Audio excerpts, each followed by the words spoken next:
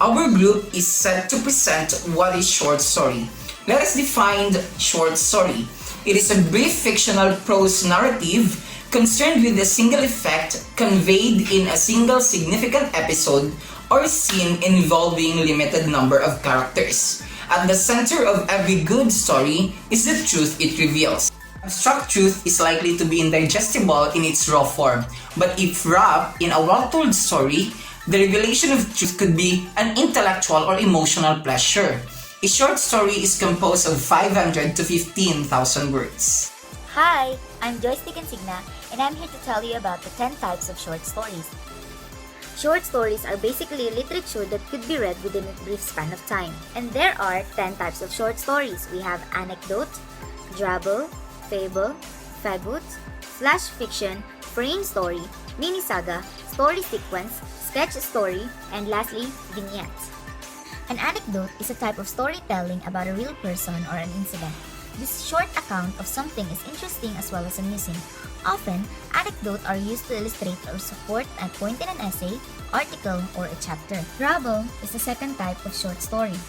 The purpose of this type of storytelling is briefness. It is exceptionally short and it only comprises of 100 words. The third type is fable. It features anthropomorphic creatures telling a story with a moral. Most popular among children, and often the moral is revealed at the end. The next type is fagot, with humor form as the most essential part of its storytelling and short length enough to lead a piece with a pun. Fagot is a story pun or a poetic story joke type of short story. The next one we have flash fiction. Flash fiction is the modern term given to a very short story that is usually under 500 words. The next type we have frame story. It is also known as a frame tale or a nested narrative. It is a technique of placing a story within a story for the purpose of introducing or setting the stage for a main narrative or a series of short stories. The next type we have mini saga. If you can tell a story in 50 words exactly, then you can call it a mini saga. It is about saying a lot to do little. The next type we have story sequence. When a group of short stories work together to form a longer piece, then it is called a story sequence.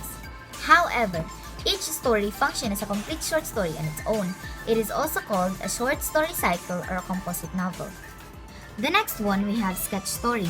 If you come across a description of a character or a location, it can be referred to as a sketch story. This story is shorter than average piece containing little or no plot. The last type we have is vignette. A vignette is a short piece that focuses on a single scene, character, idea, setting, or object. It can be a standalone piece or part of a larger work. And that ends my report. Thank you! These are the elements of a short story. First, plot and plot structure. Plot is a series of events that occur in a story. Plot structure is a sequence or method that the story is organized and presented to the audience or readers.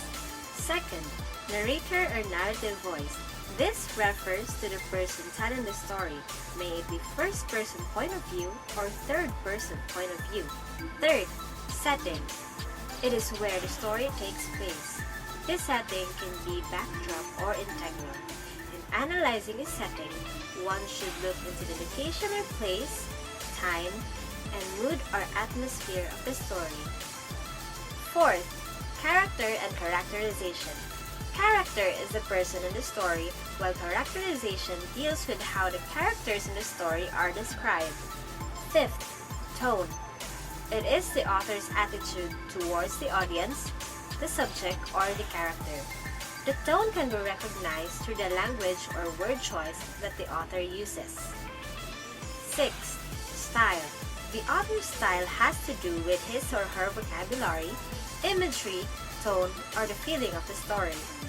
Lastly, 7. Theme. It is the central idea of the story. It must be expressed in the form of a statement. According to Roman Jeffries, milieu is a term in literature that incorporates a wide variety of aspects in the story. This does not only talk about the whens and the wheres of the story, but it talks about the characters, their emotions and attitude, or any physical objects that makes the readers feel how the author wants them to feel. It is the social context of the story. In the story War by Luigi Pirandello, the ambience of the story felt heavy since it started with the characters grieving about their children going in the army. This was then followed by the description of the setting, what the characters are doing, and their conversations. Except from directly stating the details of when and where it happened, the way Luigi wrote the story helps set the mood in which the readers can easily visualize, which adds to the factor of relatability. In a shorter and easier description, the way the story is felt or the ambience of the story is what we call the milieu. Hi, I'm Sheena, and today let's discuss about character and characterization in the short story War by Luigi Pirandello. The main characters are the old couple, the bulky wife and thin husband, and the fat traveler. The wife was described as a bulky woman in deep mourning, almost like a shapeless bundle. And she is in deep sorrow because her only son was about to stand in the front line of the war. The husband was described as a tiny man, thin and weakly, and he is also in great sadness because of his son. The fat traveler was described as a red-faced man with bloodshot eyes of the palest gray. He avoids dealing with his grief by intellectualizing over the death of his son. None of the characters are named because the author portrayed them as a universal character. All are worried parents for their children. The fat traveler is a dynamic character because there is development in his character, from a fat man to old man. Lastly, the protagonists are all the worried parents, and the antagonist is the war. War by Luigi Pirandello is set in a train carriage in Italy during World War I. The mood is mostly miserable where the parents are talking about their sons leaving home for war to serve their country. This type of setting is integral because it influences the theme, characters, and actions of the story. Another plot of the story War by Luigi Pirandello is the resolution and the type of ending of the story. I consider the type of the story a tragic one because this story is like World War II, because many people were mourning their loss of their sons or mourning their departure. They had real problems. Some lost their jobs, some lost their houses and their belongings, and the conditions were terrible. Next, the plot devices. Pirandello uses a well-established literary device to tell his story. He contrives a restricted setting for his characters and lets them share their thoughts with one another. Such constraint, Pirandello even honors the three classical units of time, place, and action. More dramatically, reveals a world in which all progress and hope of progress has ceased. This atmosphere is as dull, oppressive, and intrusive as yesterday's lifeless beer.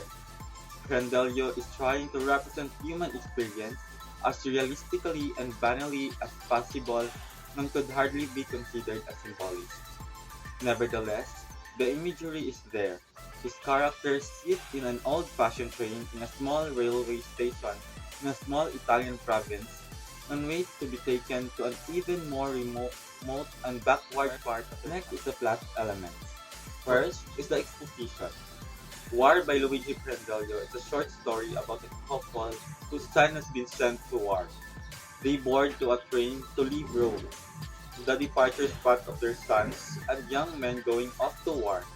This couple, who boards the train last, has their one and only son in war. The wife, especially, is grieving the most. It starts when the mother has been crying as their son has been deployed to the front. Her husband explains that the young man is their only son, but another passenger tells the couple that parents have more than one son as well. It is all the worth of having more than one son. Next is the climax. The climax of the war comes at the point that the bulky woman, bundled in her coat, as she weeps that her son has been taken to the fight for the country in the war.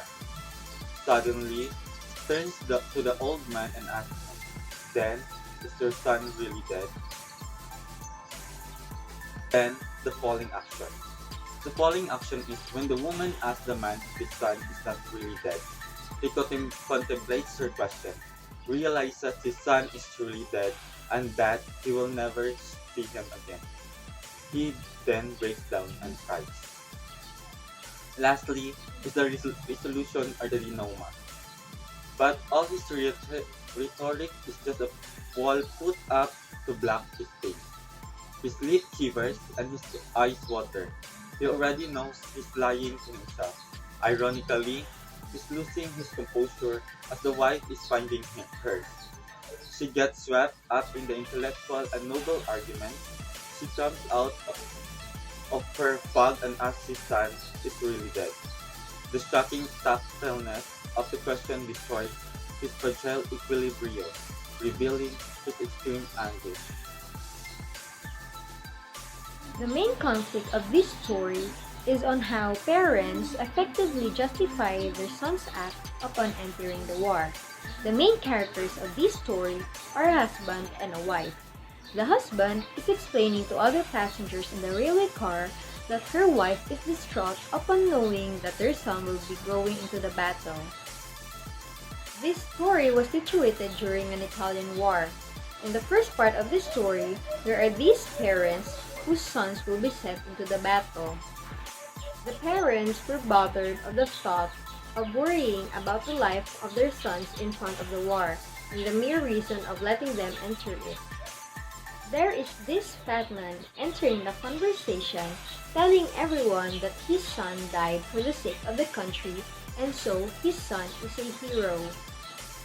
There is this one woman who was amazed by the man's words and realized that it is her fault for not being open-minded and being proud to his son upon entering the war as a hero.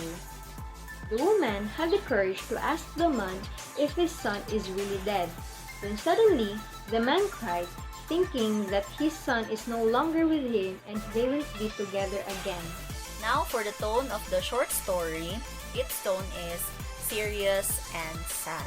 For the narrator have narrated that the parents or the characters in the short story were mourning and sad for their sons had to go to the war.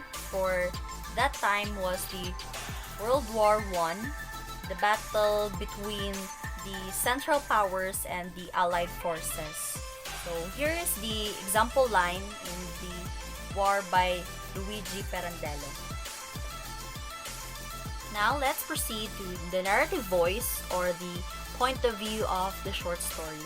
So here in the War by Luigi Pirandello, its narrative point of view is in the third person point of view and is omniscient, meaning the narrator can and have a free access to the character's thoughts, feelings, and motivations. So here is the example line in the War by Luigi Pirandello.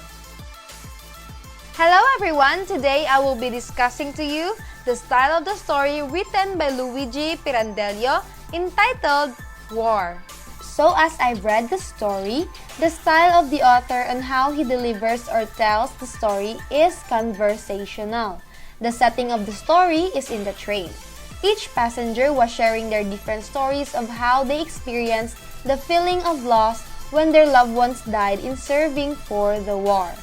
Through the different perspectives of the people inside the train, the feel of the discussion is that the death of the passengers' children is something of which they are not in control.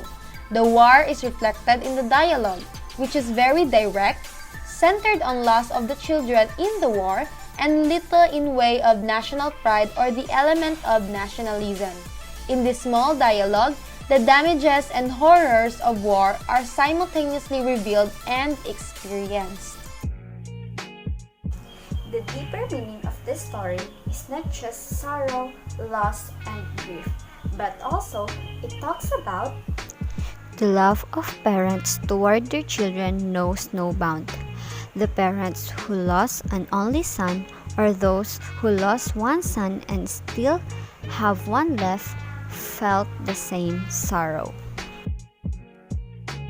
and to their children who sacrificed their life and shows their love for the country, consider them as a hero, which is called patriotism.